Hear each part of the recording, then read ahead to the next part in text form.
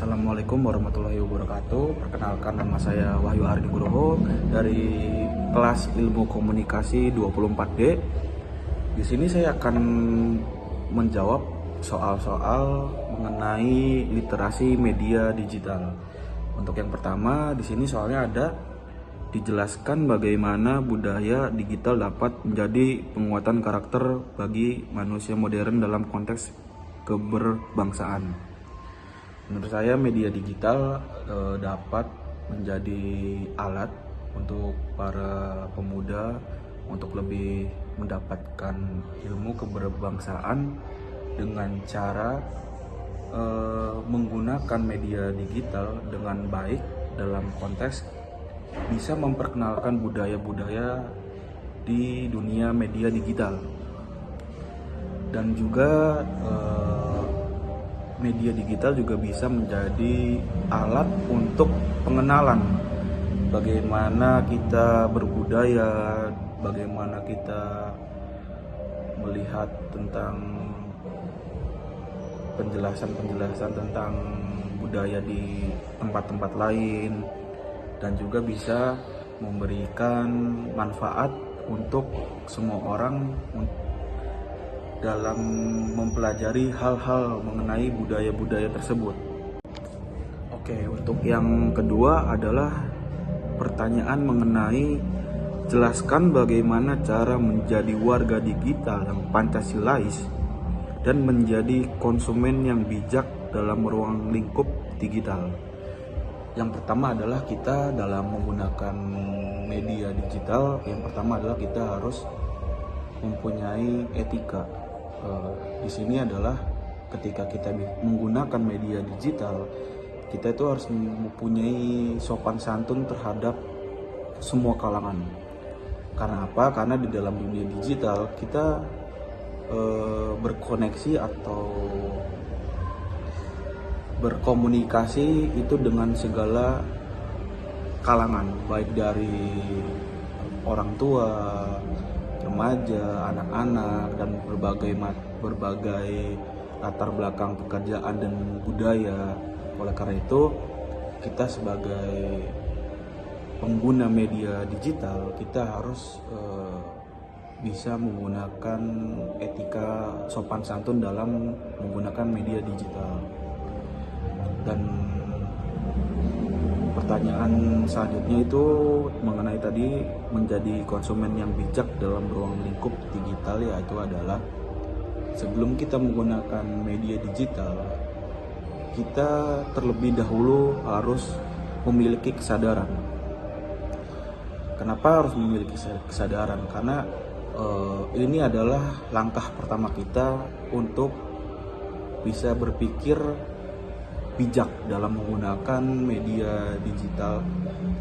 Yang seperti saya bilang sebelumnya, itu kita harus menggunakan etika sopan santun dalam menggunakan media digital, karena ini berkaitan. Karena takutnya kita dalam menggunakan media digital, kita tidak bisa tidak bisa mawas diri lah ya, bisa dibilang bahasa sederhananya, tidak bisa mengatur gitu tuh sikap kita dalam bermedia, itu bisa berakibat fatal. Terus pertanyaan yang selanjutnya adalah jelaskan bagaimana literasi hiburan dapat membantu kita dalam memahami dan menghargai karya seni dan budaya yang berbeda. Nah, di dalam pertanyaan yang ini itu adalah bagaimana sebuah media dapat membantu kita untuk memahami dan menghargai karya seni. Maksudnya adalah di dalam bermedia kita itu bisa bisa dibilang kita bisa mengenalkan bagaimana karya seni yang ada di lingkungan kita, atau karya seni yang kita punya itu bisa lebih dikenal ke dunia luar. Sebagai contoh, misalkan kita sebagai seorang pembuat puisi atau kita sebagai pelukis, kita bisa memasukkan konten-konten tersebut ke dalam media dalam berupa berita agar seni-seni tersebut atau karya-karya tersebut itu bisa lebih dikenal di luaran sana. Pertanyaan yang selanjutnya adalah mengenai 4 jenis pilar dalam dunia media digital. Yang pertama itu ada yang namanya akses. Yang pertama itu akses, yang kedua itu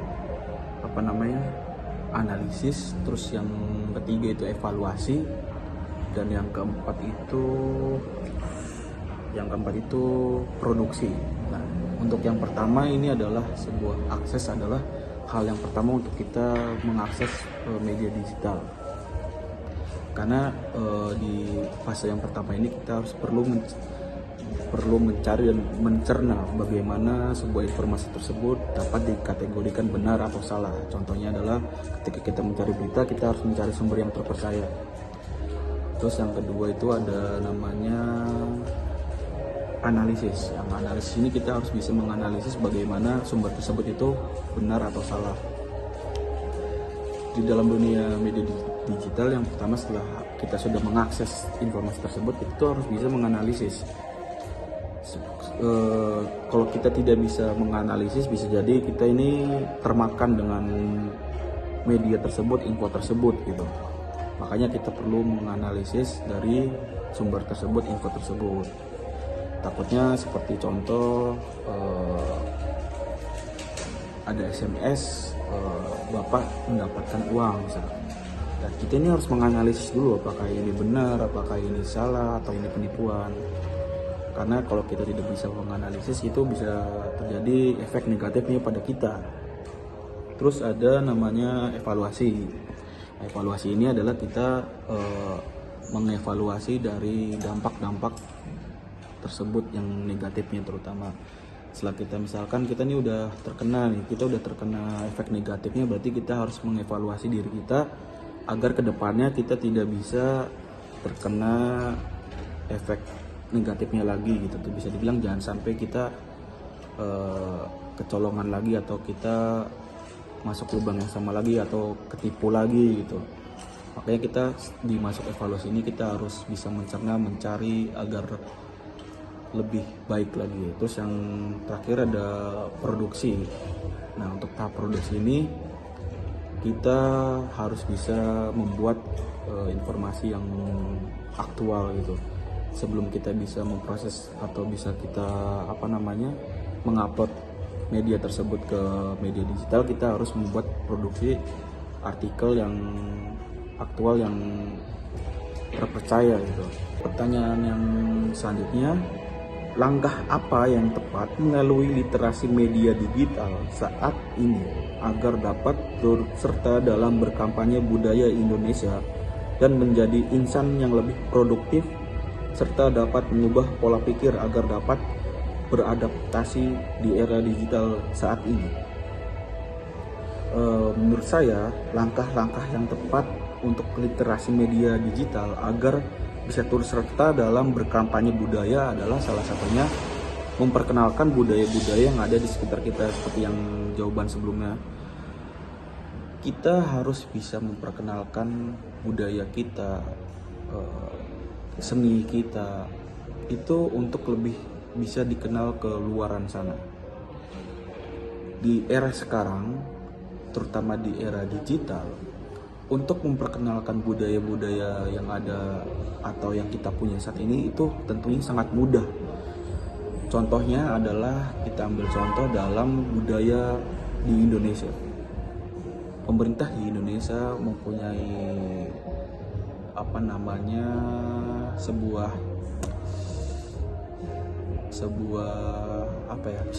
proyek atau mungkin bisa teman-teman bisa membenarkan atau sedikit bisa memberikan masukan, bisa komen di bawah.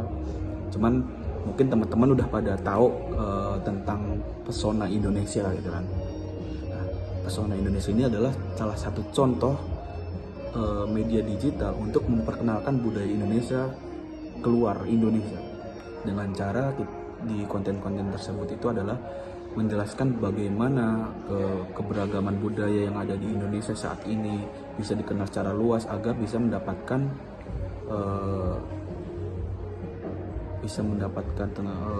edukasi untuk orang-orang di luar sana.